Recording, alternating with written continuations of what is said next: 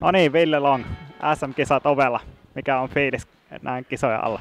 Oikein hyvä fiilis, että EIFin junnut näyttäisi olevan kovassa kunnossa. Että toivotaan, että tulee paljon menestystä heille ja tietysti vähän itsellekin, että olisi ihan kiva, jos itsekin muutaman matsin voittaisi. Niinpä.